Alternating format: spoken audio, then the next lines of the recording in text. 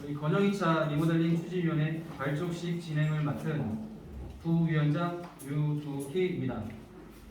바쁘신 와중에도 추진위원회 발족식에 참석해 주신 귀빈 여러분과 추진위원님들께 깊은 감사의 말씀을 드립니다. 시작하기에 앞서 참석해 주신 귀빈 여러분에 대한 소개를 간략하게 하도록 하겠습니다. 제가 호명을 하면 박수를 쳐주시면 감사하겠습니다. 왕보현 구의원님 참석해 주셨습니다. 반갑습니다.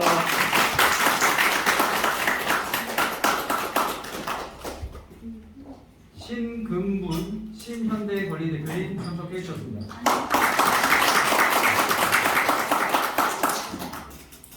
중화초 학교운영위원회 위원장님 참석해 주셨습니다.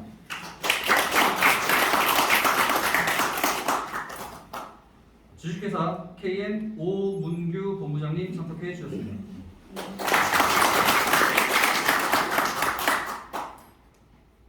윤영현 업무법인 대표 변호사님 참석해 주셨습니다.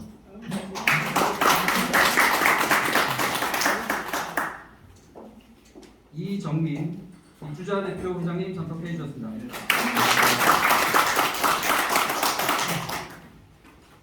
전순규 선거관리위원장님 참석해 주셨습니다.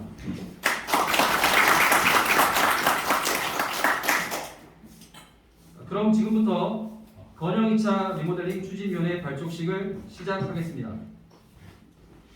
발족식 순서는 두 의원님의 축사, 추진위원회 소개, 추진위원장 인사, 조직 구성도, 활동 내역, 정비업체 주민 설명회, 설계업체 주민 설명회 순으로 진행하겠습니다. 다음으로 이진수 추진위원장님의 인사 말씀이 있겠습니다.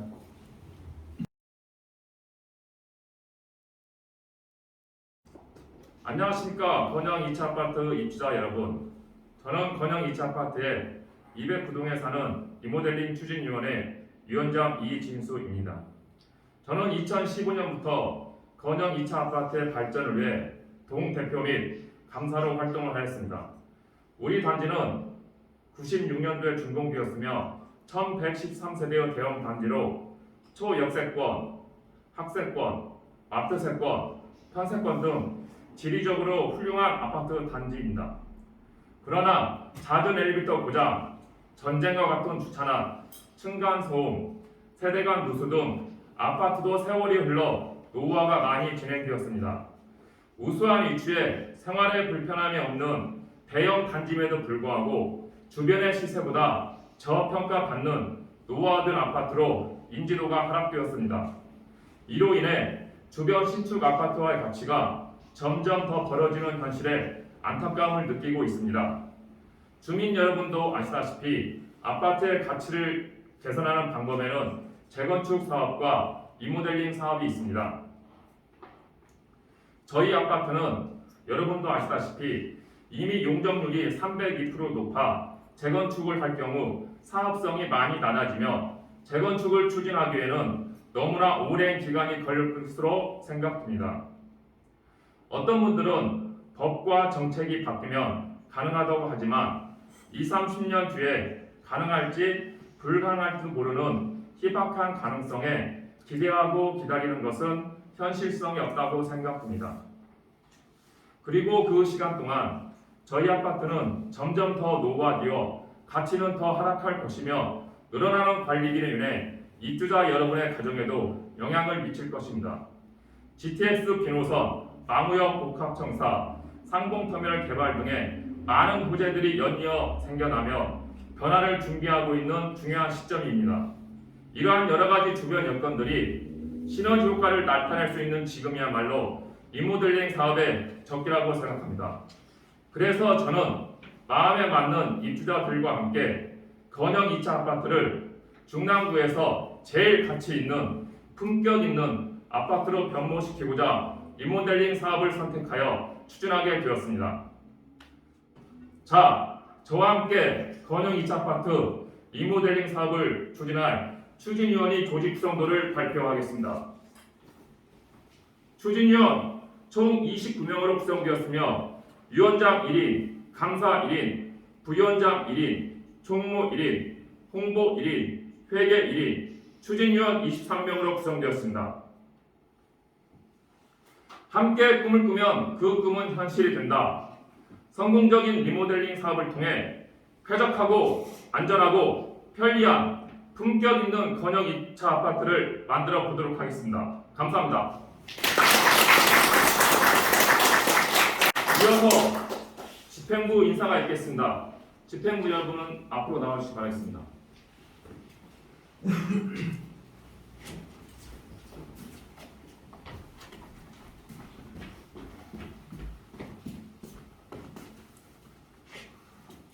추진위원장 이진소 인사드리겠습니다. 감사 한현포 인사드리겠습니다. 부위원장 유두희 인사드리겠습니다.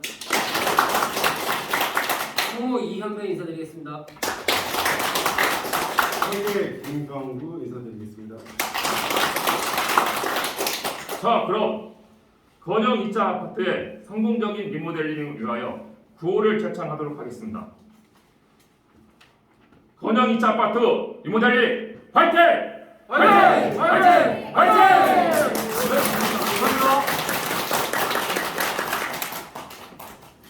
추진위원회의 활동 내역은 다음과 같습니다. 2021년 5월 건영 2차 리모델링 의견 교환을 입대위 회의실에서 진행하였습니다. 7월에 신다극동조합 방문하였습니다. 건영 2차 네이버 카페 개설을 하였습니다. 1차 추진위원 모집을 통해 19분의 위원님들께서 지원해 주셨습니다. 8월 이문 3위 조합 방문하였습니다. 신다극동조합 2차 방문하였습니다. 9월 리모델링 오픈 채팅방 개설하였습니다. 오금 안암조합 방문하였습니다.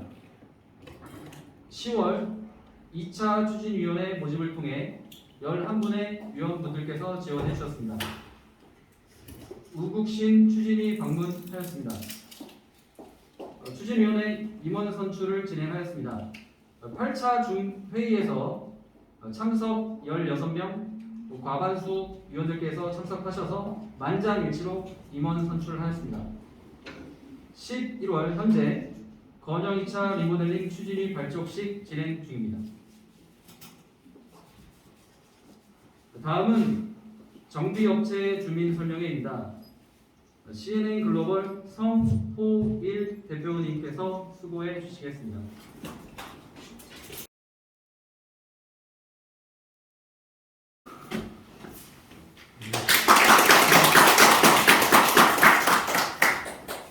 주민 설명이라고 제가 듣고 온 건 아니고 추진위한테 리모델링 사업을 어떻게 하면은 성공적으로 진행시킬 수 있는지 거기에 대한 이제 조언 정도 뭐 그런 정도 하러 왔는데 주민 설명회라고 하니까 아무런 것도 준비가 안 된 것처럼 생각이 듭니다. 저희 회사는 이제 한 15개 정도 지금 운영을 하고 있는데 조합이 한 5개 정도 그 가운데서 잘 되는 조합하고 안 되는 조합하고 이제 조합으로 만들기 전까지가 이제 제일 중요하죠. 조합이 되고 나서는 그때서부터는 여러분들이 많은 이제 학습을 하시게 돼요. 그러니까 한 1, 2년 사이에 엄청난 이제 추진위 집행부가 공부를 하게 되고 그렇게 해서 이제 조합이 이루어지면은 뭐 지금 앉아 계시는 이제 변호사님이라든가 이런 분들이 전문가들이 붙어서 열심히 이제 도와드리죠. 그러다 보니까 지식이 이제 엄청나게 늘어납니다. 근데 그 전에가 문제거든요. 이건 주민 사업이기 때문에 지금 이제 추진위원회를 구성하시는 것은 아무래도 인터넷과 뭐 이런 것에 그 발빠른 젊은 세대들로 이제 이루어져 있습니다. 대부분 추진위가. 그래서 이제 문제는 뭐냐면 기존에 있는 아파트 소유자들의 분포도입니다. 연령대 분포도. 그러면은 한 20년이 지난 아파트들은 입주자 대표 회의에 동대표를 하신 분들이 전 동대표들도 많이 계세요. 좀 그분들하고의 관계, 추진위와 입대위와의 관계, 이게 굉장히 중요합니다. 그래서 추진위 자체에서 카페를 개설을 하고 그 다음에 소유자들의 개인정보를 취득하는 열심히 이제 사전 동의를 올리는 작업을 해도 그게 한계에 부딪힐 수가 있습니다. 어느 곳은 50%, 어느 곳은 70%, 어느 곳은 30%. 이렇게 사업지마다 그 개인정보를 취득하는 비율이 다른 이유는 입대위와의 관계가 어느 정도 원만하게 이루어져야만이 가능한 일입니다. 그래서 그러한 것들을 추진위는 항상 명심을 해야 돼요. 그래서 저는 그렇게 이야기합니다. 입주자 대표의 동대표들을 추진위원화, 동대표님들을 추진위원화, 그래서 끌어들여라 추진위원회로. 그렇게 해서 하면은 어떤 효과가 있냐면 개인정보 취득을 못한 그 부분들에 대한 소유자에 대해서는 우리가 동타기를 해야 됩니다. 말하자면 소유자의 호별 방문을 해야 되는데 그 부분에 있어서 뭐 업체가 하는 것은 좀 바람직하지 못합니다. 왜냐하면 소유자 입장에서는 이게 주문사업인데 OS들이 움직이면서 돌아다닌다든지 하는 것을 싫어하십니다. 그래서 그때는 이제 추진위원들이 같이 이렇게 움직여서 동타기도 하고 뭐 해야만 되는 그런 상황이 오는데 그때도 비대위나 반대가 생길 수 있습니다. 리모델링의 모든 100%가 다 찬성할 수는 없으니까요. 그렇게 됐을 때 입대와의 관계가 소원하는 곳은 못 돌아다닙니다. 호별 방문 금지. 그러면 OS 비싼 OS 일당을 줘가면서도 풀 수가 없어요. 이런 것이 굉장히 심각합니다. 그 다음에 이건 전체 주민에 대한 홍보가 가능해야 되거든요. 그래서 현수막을 걸어야 되는데 현수막 거는 것 자체도 반대파가 있어서 관리사무소에 민원을 제기하면은 그것을 떼내야 한다. 이렇게 이제 입대에서 의결이 되면은 그 다음 단계로 뭐 우리가 설명회를 한다. 그 다음 단계로 뭐 우리가 창립총회를 한다. 이런 것도 홍보가 전혀 안 됩니다. 그래서 그 전 단계에서 조합으로 만들기 전에 이 입대위와의 관계가 정말 원만하게 잘 협의체로 같이 이루어질 수 있다면은 진짜 성공의 그 기초를 만든 것이다. 그래서 추진위 발족식에도 뭐 입대위 회장님이 오셔서 인사말을 해주신다던가 뭐 이렇게 한다면은 더 이제 좋겠죠. 그건 제가 지금 잘 모르겠습니다. 어떻게 진행되고 있는지. 첫 번째는 입대위와의 관계가 좋아야 된다. 두 번째는 지금 이제 아파트 컨디션 자체가 용적률 302%인데 지금 오세훈 서울시장이 들어와서 다행스러운 것은 2019년 12월 달에 서울특별시 공동주택 리모델링 운용 기준이라고 하는 것을 서울시가 만들어서 구청에 다 내려보냈어요. 근데 그게 뭐냐? 그게 건축심의 기준처럼 작용을 하면 내부적 효력이 이제 점포가 된 거예요. 근데 다행히 이제 서울시 이제 시장이 바뀌면서 그 운용 지침이 운용 기준이 다시 기본계획 서울특별시 리모델링 기본계획 2025년의 기본계획을 재정비하면서 그 운용 기준을 다 집어넣었어요. 근데 거기서 하나 빠진 게 있어요. 임대주택에 대한 강요, 임대주택에 대한 인센티브 이걸 빼고 다 넣었어요.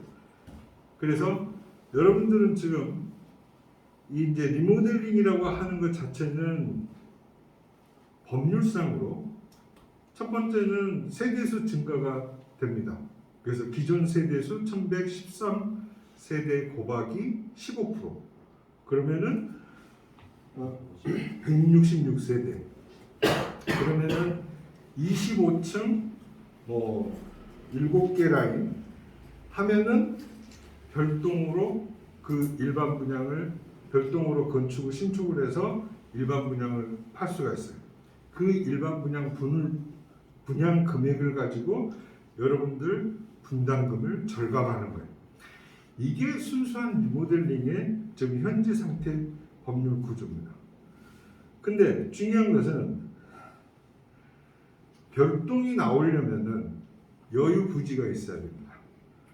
근데 여유 부지가 있어 보여요.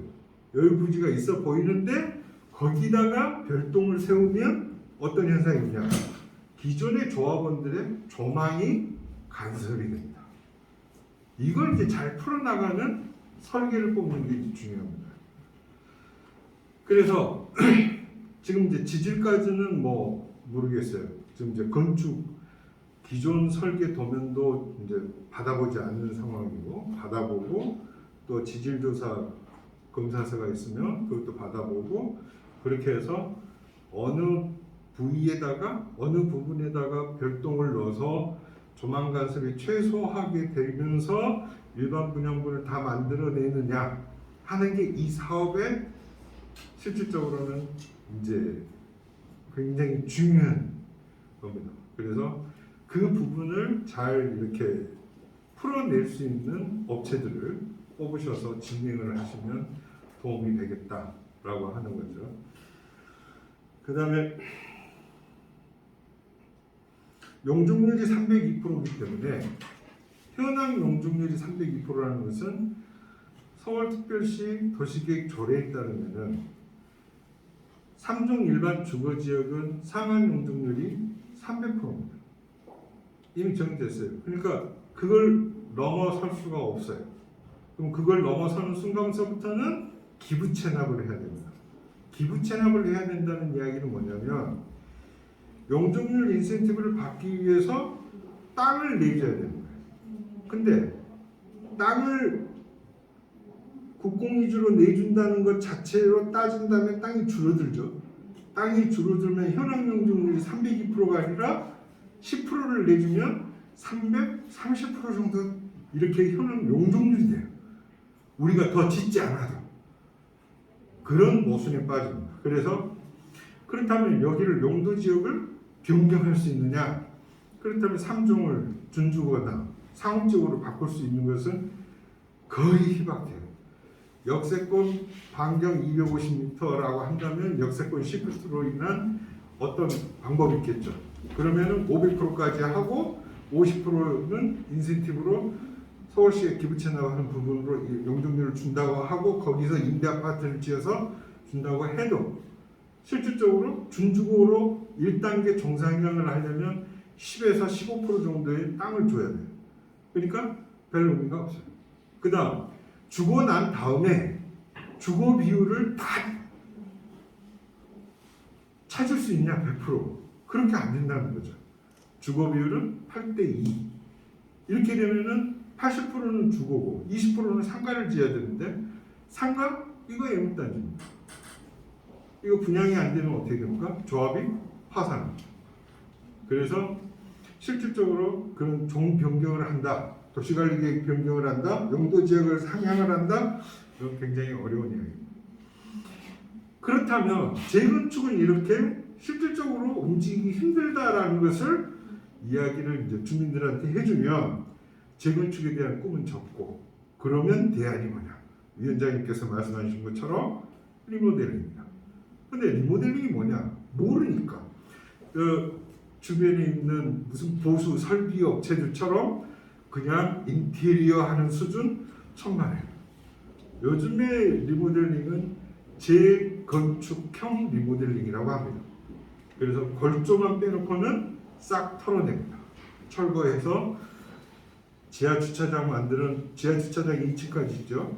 근데 이제 지하 주차장에서 내 집까지 바로 엘리베이터를 타고 올라갈 수 있는 그러한 시설이 이제 갖춰지게 됩니다. 그래서 그 리모델링을 하는 데 있어서 이제 비용이, 공사비가 좀 이게 비쌉니다. 왜 비싸냐? 시공사들이 조합 설계가 만든 설계 도면을 가지고 설명회를 현장 설명회에서 도면을 가지고 가서 이것을 이제 자기들이 시공사의 그 설계팀이 이제 다시 조금 만들어서 대안 설계를 만듭니다. 그렇게 해가지고 견적서를 뽑는데 리모델링의 특성이 뭐냐면 여러분들 아파트가 지금 2베이, 3베이 이렇게 돼 있죠. 근데 이제 2베이를 2.5베이 내지는 3베이 형태로 만들 수가 있어요. 어떻게 만드느냐? 101호와 102호 사이에 있는 계단실과 엘리베이터가 있다라고 한다면 엘리베이터를 구조체를 뽑아서 좀 뒤쪽으로 갑니다. 그러면은 기존에는 엘리베이터 옆에 세대간 내력벽이 있었고 거기에서 그것을 이제 트게 되는 거죠. 거기가 이제 엘리베이터 구조체가 빠지니까 그 공간이 생기잖아요. 그럼 101호하고 102호하고 그것을 사용하게 됩니다. 그렇게 되면은 거실이 조금 더 와이드하게 되죠. 거기에서 베란다가 있었어요. 발코니가. 그것을 발코니를 확장을 합니다. 이렇게 해서 이제 리모델링을 하는 거죠. 확장된 부분에 대해서는 밑에 계속 하중을 받기 때문에 여기에 구조 보강을 하게 됩니다. 이게 리모델링. 그래서 철거와 동시에 구조 보강이 이루어지고 거기에서 평면이 만들어질 수 있도록 작품을 만드는 거죠. 그러니까 재건축은 싹 전면 철거하고 올라가는데 리모델링은 하나하나 그 부분 이게 작품을 만들듯이 해야 됩니다. 그래서 73.56 22평짜리 경우에도 좀 변화를 줄 수가 있는 방법이 있겠다. 계단식이라. 그래서 방 2개 욕실 하나가 아닌 방 3개 욕실 2개 뭐 이렇게 바꾸는 그런 작업을 하는데 전용 면적이 57.3이에요. 그러면은 주택법상 57.3이라고 하는 전용 면적을 22평짜리가 갖고 있는데 예전에는 벽 있고 또 이쪽에 벽 있죠. 그러면 벽 중심선에서 면적을 쟀어요. 그러니까 크죠. 그러니까 22평이라고 하는 것은 그래서 22평이 아닌 한 1.5평 정도 이게 빠집니다. 현행법의 건축법에 의한 면적을 재면 그런데 그게 중요한 게 아니라 지금 57.3이라고 하는 전용 면적이 얼만큼 늘어날 수 있느냐? 40% 늘어날 수 있어요. 전용 면적의 85제곱미터 미만은 40%, 85제곱미터 이상은 30%를 늘린다. 그러면 40%를 늘리면은 60으로 잡고 6, 4, 24 정도가 되니까 한 7평, 8평 전용 면적이 늘어납니다. 전용 면적이 늘어나면은 주거 공용 면적이 늘어납니다. 주거 공용 면적이 늘어나게 되면은 기타 공용 면적이 늘어날 수밖에 없어요. 그 다음에 여러분들은 지금 0.8대 정도의 세대당 주차가 있는데 이 지하 주차장을 더 면적을 파서 1.5대 수준으로 만들 수가 있어요. 그러면 지하 주차장 면적이 늘어납니다. 이 전체 면적을 계약 면적이라고 해요. 이 계약 면적이 예전에 22평이 뭐 한 27평 뭐 등기 면적으로 권리 면적, 등기 면적, 계약 면적 똑같은 말이에요. 그렇게 됐다 하면 리모델링 후에는 이게 35평, 40평 이렇게 됩니다. 그 효과가 다르죠. 그러니까 단순히 여러분들이 생각하는 내가 실질적으로는 방 하나, 욕실 하나 더 생기는 건데 무슨 돈이 이렇게 뭐 1억 5천 뭐 이렇게 하냐, 그런 개념이 아니에요. 전체 면적, 계약 면적으로 따지면 그만큼 많은 부분이 여러분들 권리로, 등기로 갖게 된다는 겁니다. 그러면은 지금 근영 2차의 경우에는 다행히 전용 면적이 다 85제곱미터 미만이에요. 33평의 경우에도 84.96입니다. 그래서 40% 정도가 늘어날 수 있어요. 그러면 166세대의 일반 분양분을 어떻게 만들 것이냐? 우리가 조합원들이 늘어날 수 있는 전체 전용 면적의 용적률을 다 조합원에게 늘리면 더 이상의 용적률이 늘어날 수 있는 법적인 총량이 없어요. 법에서 주어진 총량이 없어요. 그렇기 때문에 여러분들한테 가야 될 40%의 용적률을 21%, 22% 이런 정도로 가게 하고 나머지 18%, 19%를 일반 분양분 짓는 데 쓰는 용적률로 만드는 거예요. 그렇게 되면은 302%의 용적률이 어느 정도 오를까요?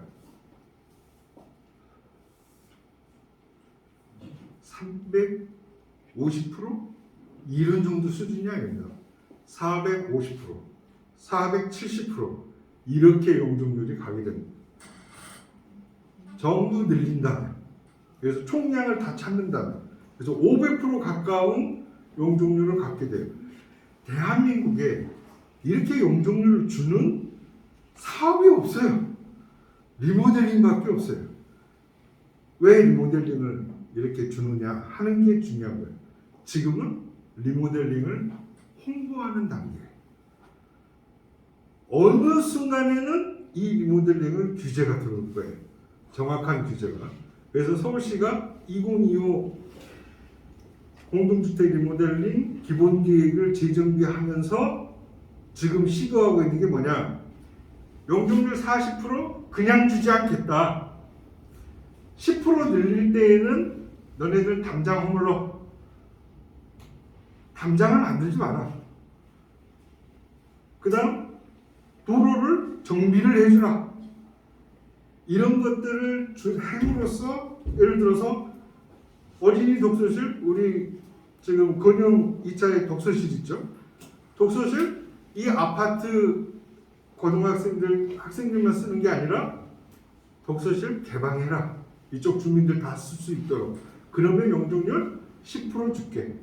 그러니까 주택법에서는 그냥 40% 여러분들이 다 쓸 수 있어 라고 했는데 서울시 입장에서는 이제부터는 밀고 당기겠다는 거예요.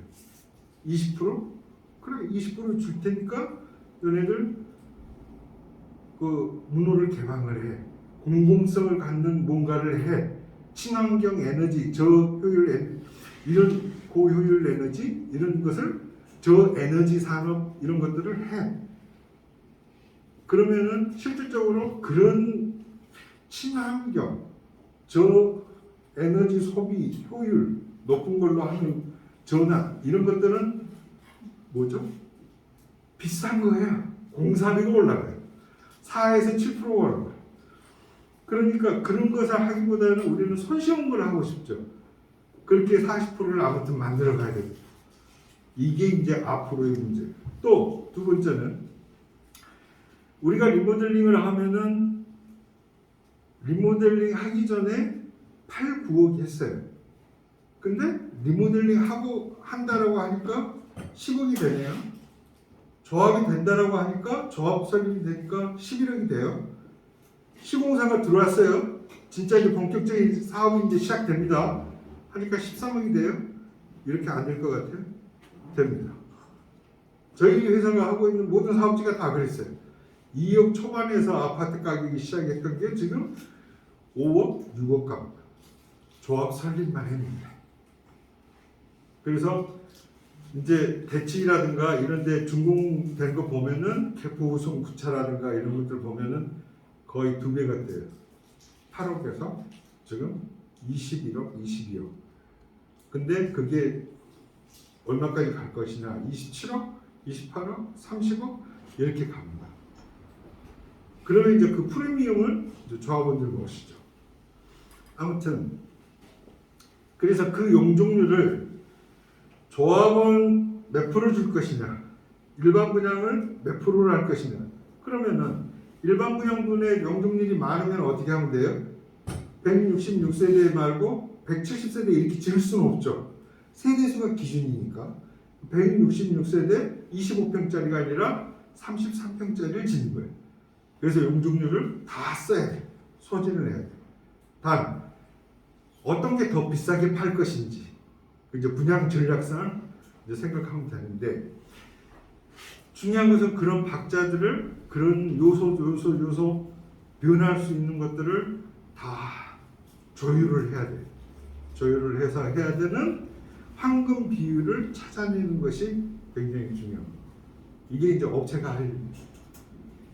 그래서 이제 정비업체의 일은 뭐냐? 역할은 여러분들이 생각하시는 것처럼 정비업체는 돈 대고 사업을 진행한다? 그게 정비업체 역할이 아니에요.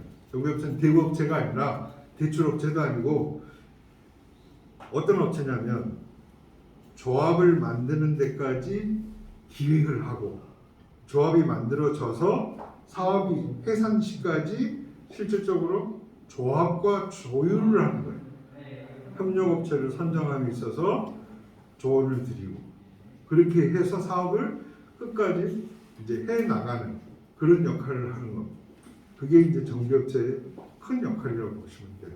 그래서 다른 업체는 들어왔다가 나갑니다. 용역이 끝나면. 근데 정비업체는 처음부터서 끝까지 하는 게 그 용역의 업무 범위예요. 그래서 유일합니다.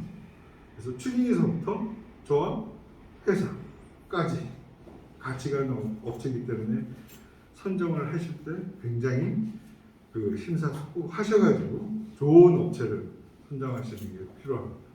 그래서 제가 뭐 몇 시간이라도 여러분들한테 해주고 싶은데 제일 중요한 것은 입대위와의 관계를 개선을 해라. 그 다음에 지금 아파트에 선거관리위원회, 노인회, 분여회 이런 이제 단체들이 있죠. 이런 단체들까지 같이 설득을 하고, 그래서 나이 드신 분들은 항상 그러죠. 나 죽으면 해라. 나 죽으면.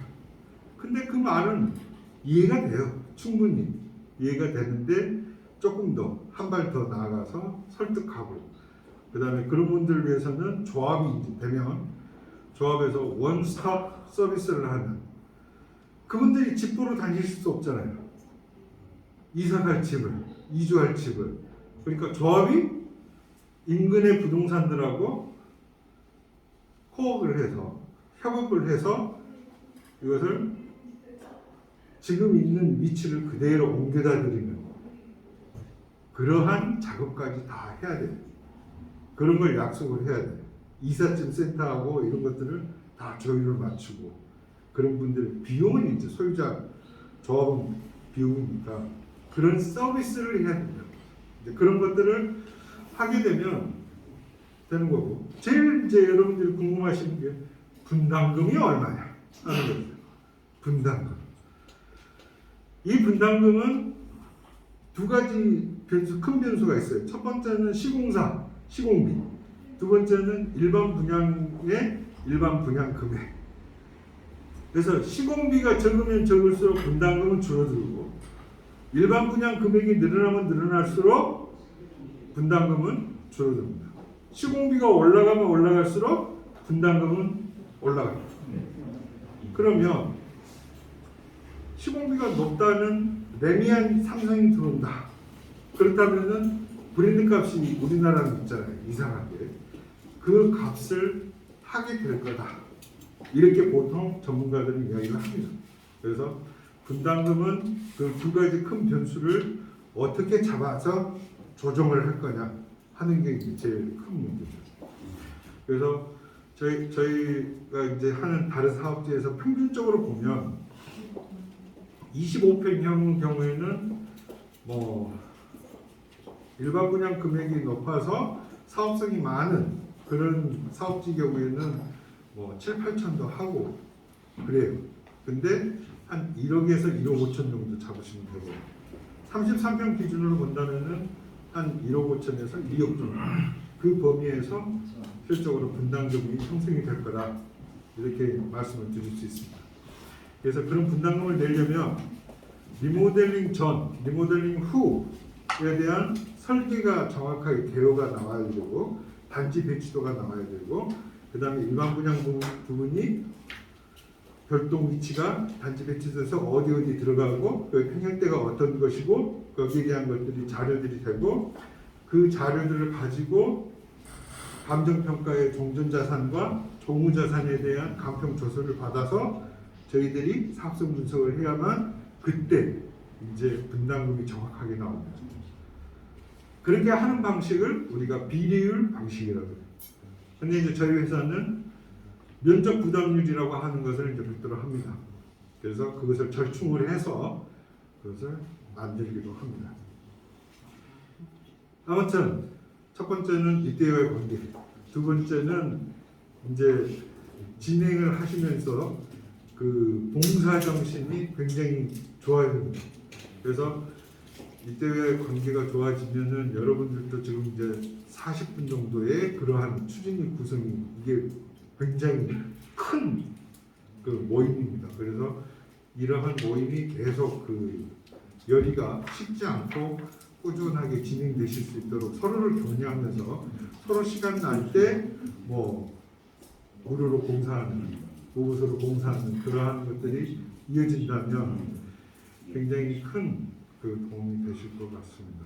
그래서 구체적인 뭐 리모델링에 대한 어떤 그런 것들을 동영상으로 보여드리고 그럴 기회는 앞으로 이제 여러분들이 업체를 선정하고 난 다음에 그 선정하면 킥오프 미팅을 합니다. 착수 보고서를 하고 그렇게 되면은 첫 번째는 추진이 소설명을 하고 추진이 소설명에서 그 사업성에 대해서 설계에 대해서 충분히 논의한 다음에 그걸 수정해서 주민설명회를 하게 됩니다.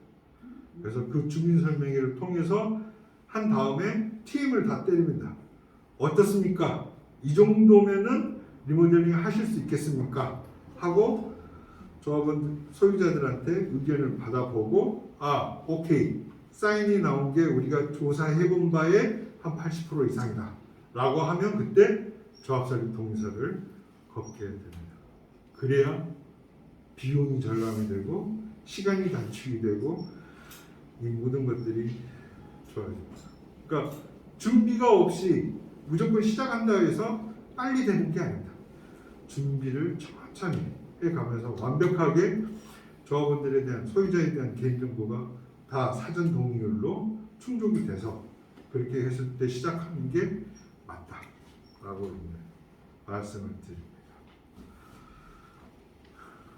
그래서 좋은 업체 뽑아서 잘 진행을 하시면 큰 도움이 될 거라고 생각이 됩니다. 저는 여기서 그만 설명하겠습니다.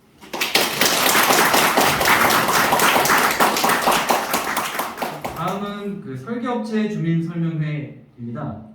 네, 서경건축 빈훈 대표님께서 수고해 주시겠습니다.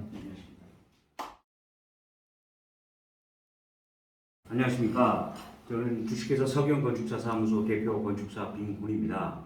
어쨌든 그 대표 입주자 대표회의를 이렇게 추진하게 돼서 된 것을 정말 축하드리고요. 제가 설계적인 거 또 앞으로는 우리 단지를 어떻게 하면 더 비싼 단지를 만들 수 있는 것인가 그 여러 가지 대안 중에서 기본적인 것만 몇 가지를 설명드리고 앞으로 연구를 이제 계속해서 그 대표분들하고 회의를 해서 좋은 단지를 만들 수 있는 그 아이디어 중에서 몇 가지만 저희가 해왔던 것들을 설명드리면서 도움을 드리도록 그렇게 하겠습니다.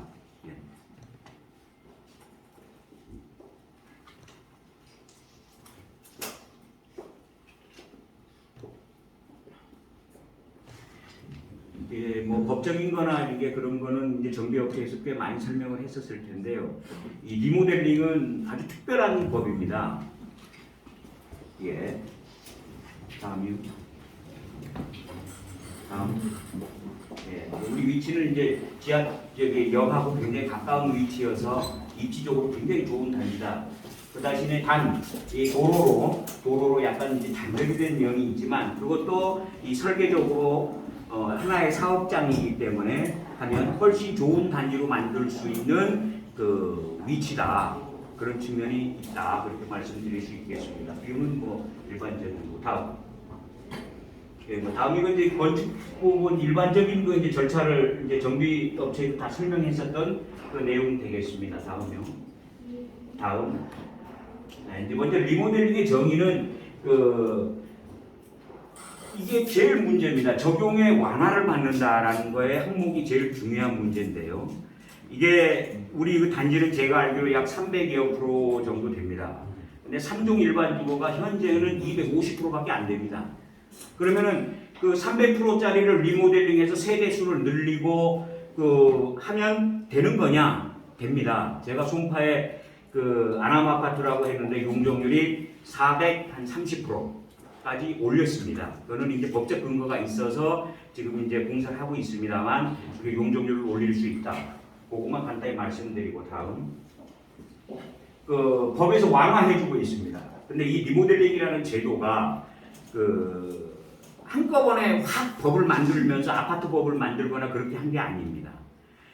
우리가 과거에 재건축이 안 되는 단지를 위해서 리모델링이라는 용어나 이런 법을 끼워넣으면서 어쩔 때는 건축법에 있고 어쩔 때는 주택법에 있고 어쩔 때는 뭐 다른 법에도 이렇게 끼워져 있어요. 국토법이나 그거를 적절히 잘 법 근거를 가지고 행정하는 사람을 잘 설득해야 됩니다. 이 리모델링이라는 것을 해본 준공한 단지가 제가 알기로는 한 두세 개 이내에 들어가 있습니다. 서초도 했고 강남도 했고 몇 개 단지들이 했습니다만 지금 이제 추진하는 데도 많이 있습니다만 준공한 단지는 몇 개가 없습니다. 그런 측면에서 이런 법들이 이제 완화 조항들이 있는데 건축법에서 간단히 있는 것은 대지안의 조경도 좀 더 해도 돼요. 그 다음에 공개공지 확보, 건축선의 지정, 건폐율, 용적률, 대지안의 공지, 건축물의 높이 제한. 과거에는 높이 제한을 보니까 이 채광 방향이라고 그래가지고 우리 이쪽 북쪽에 역 반대편에 보면 일조권 때문에 일부 걸려 들어가죠. 몇 개의 단지가. 근데 그것도 건축물의 높이 제한 이런 것도 완화되어 있습니다. 단 전국 방향은 완화되지 않습니다. 북쪽으로 뛰어야 할 거리가 완화되지 않기 때문에 채광 방향 측면에서 완화되는 항목이 있어서 거기서 이제 그 단지를 잘 만드는 그 아이디어를 짜야 되고 그렇게 되겠습니다. 다음이요. 이제 계략 봤었을 때 이제 세대수 증가는 저희들이 언뜻 봤었을 때는 166세대 정도 증가될 것으로 저희는 계산했고요. 이거는 이제 차후에 계산하면서 또 디벨롭을 해야 되고 리모델링은 수직 증축이 있고 수평 증축이 있습니다. 서울 시내 리모델링에서 수직 증축을 해서 준공한 단지는 없습니다. 아직은. 왜 없냐? 좀 건축적으로 좀 아는 처리를 한다면 이 건축물의 무게를 땅 속에서 받치고 있습니다. 어떤 단지는 파일로 기초를 견디게끔 받치고 있고 그런데 위에 수직으로 3개층을 늘릴 수 있다면 늘려버리면 밑에 기초가 못 받친다고 보고 있어요. 구조 계산적으로는. 왜? 이 파일 하나가 콘크리트 파일이 하나가 받치는 중량이 있습니다. 근데 콘크리트를 늘려버리면 콘크리트 파일을 다시 박으면 될 거 아니냐? 그럴 수 있습니다. 제가 강변북로에 예가 아파트를 2개층을 올려버렸어요. 2개층을. 강변에 아파트가 있다 보니까 한강이 안 보여. 1층, 2층은 방음 시설이 있어서. 그래서 2개층을 올려달라. 그래서 제가 이제 마포구하고 쌈 해가지고 2개층을 위로 올려버렸어요. 1층에 사는 사람이 3층, 2층에 사는 사람이 4층. 그렇게 2개층을 올린 적이 있습니다만은 물론 그 건축물을 준공하고 나서 국토법이 바뀌었어요. 수직 증축이 가능하다고. 그 전에는 수평 증축만 됐었어요. 그래도 국토부에서는 법은 가능하게 만들어줬지만 수직으로 위에 2개층, 3개층 올리는 거를 준공한 적이 없어요. 구조적인 어려움이 있어서 구조 심사하거나 그럴 때 잘 통과되지 않고 있다. 그러면 어떤 것들이 되고 있냐? 쉽게 되고 편안히 되고 정리되는 것은 옆으로 늘려갑니다. 그러면은 그 늙어가는 부분에 대해서 진해력을 보강하고 늙어가는 아파트 부분에서 그렇게 하게 되면 증축하는 데는 크게 지장이 없을 것으로 구조 기술자들은 판단하고 있습니다. 그렇게 옆으로 늘린 단지들은 꽤 있습니다. 오케이? 이런 수직 증축과 수평 증축의 차이점은 있다. 수평 증축이 훨씬 속도도 빠르고 좋은 단지를 만드는 데 도움이 될 수 있다. 그렇습니다. 그다음에 우리 이제 이 법은 어떻게 되어 있냐면 전용 면적에 대한 비율로 늘릴 수도 있고, 그다음에 공유 면적, 아까 우리 대표분 말씀하시는 것처럼 우리 부대 시설들, 주민 커뮤니티 시설들을 더 늘리는 방안. 과거에는 그런 부분들이 조금 연약했죠, 주택법에. 근데 요새 짓는 집들은 골프 연습장도 만들고 회의실도 만들고 주민 부대 시설들을 많이 해야지만이 주민들한테 편의 시설이 좋아지면서 단지가 상승될 수 있다. 그런 측면에서 면적 제한이 없어서 용적률의 제한과 이런 것들은 건축 심의에 의해서 완화되기 때문에 우리 단지는 좋아서 잘 만들어질 수 있는 단지다. 그렇게 생각됩니다. 다음. 물론 이제 여러 가지 컨셉을 써볼 수 있습니다. 예를 들자면 1층을 POT로 만들고 주차장을 다시 새로 파서 만들고 있는 주차장을 보수하고 피트니스 센터 이런 거를 부대 시설들을 별도로 만들 수도 있습니다. 별도로. 이 별도 부대 시설들에 대한 면적 비율은 정해져 있질 않아요. 그럼 우리 주민들끼리 잘 합의하면 어느 좋은 공지를 맞춰서 우리 단지 전체가 쓸 수 있는 헬스클럽 동을 하나 만들고 또 골프 연습장 동도 만들어서 우리 주민 전체가 좋게 잘 사용할 수 있는 그런 것들도 별도로 만들 수 있다. 주차장도 새로 신설하고, 그 다음에 우리 기존에 있는 주차장의 기능이 떨어지니까 이렇게 쭉 전체를 구조적으로 잘 파서 드러내고 새로 보수 보강하고 과거에 방수가 잘 안 된 것들도 드러내고 새로 잘 할 수 있습니다. 그건 이제 공사 비용하고 관계가 되고 우리 단지 전체의 투자비하고 관계되는 것이기 때문에 그건 이제 여러 가지로 설명해 볼 수 있습니다. 또 여러 가지 테크닉으로 최상층의 테라스도 좀 만들고 여러 가지도 이제 그런 것들을 이제 여러 방법들을 가지고 우리 같이 이제 연구해서 좋은 단지를 만들려고 위원장님, 부위원장님 여러 대표분들하고 상의해서 만들면 잘 될 것이다. 물론 그것이 공사비하고 관계가 있습니다만은 적정되는 점을 잘 찾는다면 좋은 단지가 만들어질 것 같습니다. 이제 여러 가지가 있어요. 이게 도심형이면 가운데를 파가지고 상가하고 연결하기도 합니다. 이제 우리는 조금 다른 부분인데 이런 컨셉을 가지기도 하고 가운데를 파서 연결한다면 이 상가를 안에는 끌어들일 수 있죠. 지하에 상가를 넣어가지고. 이제 도심형인 경우는 이렇게 해볼 수 있습니다만은 이제 샘플로 저희가 이제 준비해본 거고 이런 지하로 넣어가지고 이제 상가 구역 있는 경우는 그렇게 하기도 한다. 다음. 저희가 했었던 타 단지리 사례를 한번 간단히 말씀드려 보겠습니다. 이게 이제 마포 호수 아파트인데요. 지금 쌍용 예가로 되어 있습니다만 제가 2개층 올렸다라는 겁니다. 이게 이제 다 2베이 아파트였는데 3베이로 옆으로 쫙 늘려버렸어요. 그래가지고 2베이짜리가 3베이가 되면서 집값이 많이 올랐습니다. 저도 하나 사서 돈 좀 벌었어야겠는데 저는 돈이 없어서 못 벌었습니다. 근데 1층에 있는 사람이 한강이 안 보였어요. 3층에 있는 사람은 이제 한강이 보이게 된 거죠. 리모델링이 되면서. 그리고 1층, 2층에 이제 주민 부대 시설을 넣으면서 아주 제 스스로 자랑스럽게 생각합니다. POT 2개층 올려가지고 아파트를 만들어서 주민들한테 큰 이익을 주었다고 제 스스로 자랑스럽게 혼자만 자랑하고 있습니다. 남은 인정 안 할지도 모르겠습니다. 다음. 이게 이제 과거의 전이고 현재는 이런 건물로 되어 있습니다. 다음. 이제 평면으로 말씀드리면 이런 2베이짜리 아파트였는데 복도식의 아파트를 엘리베이터를 별도 우리 거의 이제 계단식이잖아요. 근데 이제 그런 것도 여러 가지 대안을 만들어 보면 3베이도 만들고 3베이면 4베이도 만들고 여러 가지 테크닉이 있습니다. 오케이. 다음. 이게 이제 아나마 아파트인데 이제 세대수를 이제 면적도 늘리고 세대수도 늘리고 그런 겁니다. 이게 수평 증축을 했습니다. 그래서 이제 지하주차장도 있고 그렇습니다만 옆으로 이렇게 늘립니다. 옆으로. 여기 어느 부분을 좀 설명드릴까요? 이 부분. 이 공간이 이 동하고 이 동하고 과거에 떨어져 있었어요. 그래서 이 동하고 이 동을 거의 붙어버려요. 그러면은 여기 모서리도 집이 하나 새로 생겨요. 복도식은 좋은 집을 만드는 테크닉이 많이 있어요. 많이 있지만 우리 계단식도 이제 연구하면 좋은 평면을 만들고 그렇게 할 수 있습니다. 아파트의 별설사를 제가 조금 설명드리면 반포 주공 아파트는 건축물의 층고는 2m 40밖에 안 됐어요. 2m 40. 그래가지고 그 집들은 재건축하기 전에는 콘크리트에다가 도배해버렸어요. 바로 천장도 없는 아파트였어요. 그거 이제 거의 다 철거했죠. 그러면은 호수 아파트, 요거는 아남 아파트, 이거는 층고가 얼마짜리냐? 2,600입니다. 2m 60이에요. 그럼 천장고가 2,350, 많이 나오면 2,380. 그래서 이제 제가 도면은 다 스타일은 안 했습니다만 그 범위 내에서 그때 시절에 지은 아파트다 한 20년이 넘었다면 층고는 2m 60짜리 아파트일 겁니다.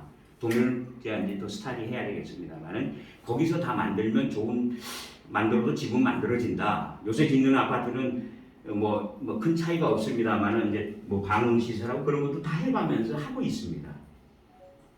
송파 오금동 아남 아파트입니다만은 이렇게 없는 데도 이렇게 만들어가면서 단지를 잘 만들 수 있습니다. 다음. 이게 이제 과거고요. 이제 투시도 그린 겁니다. 다음. 평면도 이렇게 투베이도 이제 쓰리베이 만들어가서 좋은 단지를 만들 수 있습니다. 다음. 이 정도로 간단히 이제 샘플을 말씀드렸고요.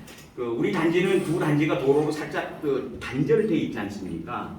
그러면은 우리 단지를 한 단지로 만드는 아이디어가 이 단지의 값을 올리는 중요한 관건이 될 수 있습니다. 주차를 더 늘리고 한 단지화되고 또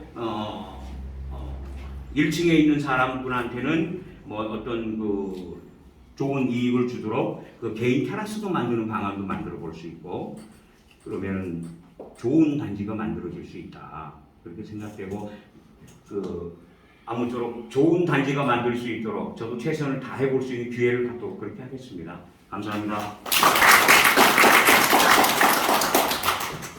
이상으로 건영 2차 리모델링 발족식을 마치도록 하겠습니다. 참석해주신 귀빈 여러분과 추진위원님들께 진심으로 감사의 말씀을 드립니다.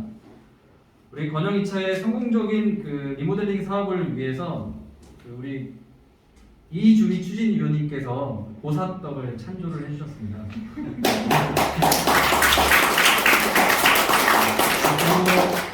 그리고 신현대관리 신금분 대표님께서 추진위 발족시 기념타워를 찬조해 주셨습니다. 타월은 나가실 때 하나씩 받아가시면 되겠고요. 건영 2차 리모델링 사업을 성공적으로 끝마치기 위해서 보사떡 커팅을 잠깐 진행하도록 하겠습니다. 촬영 잘하십시오. 네, 커팅 하시면은 박수 좀 많이 쳐주세요. 네,